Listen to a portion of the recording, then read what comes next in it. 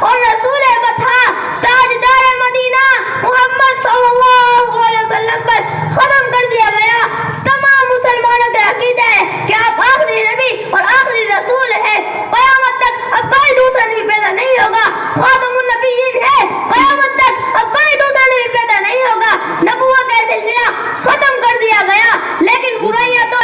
اب آپ صلی اللہ علیہ وسلم کے بعد دین کی تبلیغ کون کرے گا، ہدایت کی دعوت کون دے گا، لوگوں کو صداقت و عمل اور انصاف کی تعلیم کون دے گا، خدا سے کون ڈرائے گا، جنت و جہنم کے راستے کون دکھائے گا؟ اللہ تعالیٰ نے اس کا بھی انتظام کر دیا اور فرمایا کنتم خیر امت اخرجت للناس تأمرون بالمعروف وتنہون عن المنکر وتؤمنون باللہ، تم لوگ سب سے بہترین امت ہو، لوگوں کو خیر کا حکم دیتے ہو، برائی سے روکتے ہو۔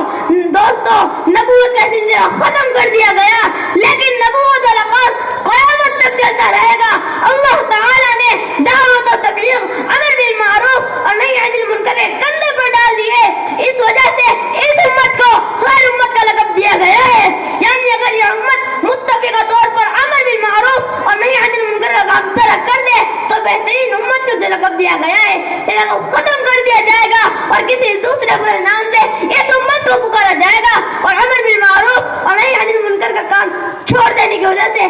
یہ امت تباہ و برباد کر دی جائے گی۔ حضرات گرامی، اور ساتھ ساتھ میں آپ حضرات کو یہ بھی بتاتا چلوں کہ امر بالمعروف اور نہی عن المنکر کی ذمہ داری صرف کسی مولوی کی نہیں ہے،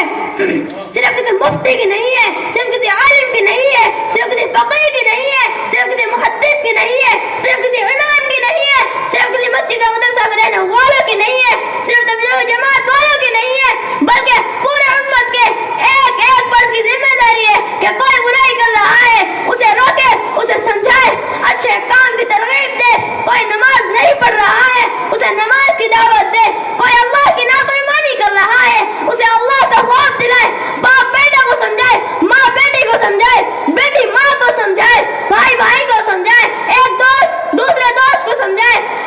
جس کے ساتھ جو غلط کام ہو اسے روکے، اسے ٹوکے اور اچھے کام کی ترغیب دے۔ یہ امت کے حضرت کا فریضہ ہے۔ اس لیے سرکار دو عالم محمد عربی صلی اللہ علیہ وسلم نے حجۃ الوداع کے موقع پر صحابہ کو مخاطب کرتے ہوئے فرمایا تھا الا هل بلغت، بتاؤ کیا میں نے تم لوگوں تک ٹھیک ٹھیک خدا کا پیغام پہنچا دیا؟ تمام صحابہ کرام نے بیک زبانوں کو جواب دیا نعم یا رسول اللہ، نعم یا رسول اللہ، کیوں نہیں اے اللہ کے رسول، آپ نے بالکل ٹھیک ٹھیک خدا کا پیغام ہم تک پہنچا دیا ہے۔ اس کے بعد آپ صلی اللہ علیہ وسلم نے فرمایا فَيُبَلِّغُ الشَّاهِدُ الْغَائِبَ، یہاں جو لوگ موجود ہیں ان تک میرا فرمان پہنچا دینا، یہاں جو نہیں ہے یا جو کسی دوسرے ملک یا کسی دوسرے شہر کے رہنے والے ہیں یا جو آئندہ آنے والی نسل ہے ان تک میرا پیغام پہنچا دینا، اس لیے کہ اب میرے بعد کوئی نبی آنے والا نہیں ہے۔ انہی چند باتوں پر میں اپنی تقریر کو ختم کرتا ہوں۔ وآخر دعوانا ان الحمد للہ رب العالمین۔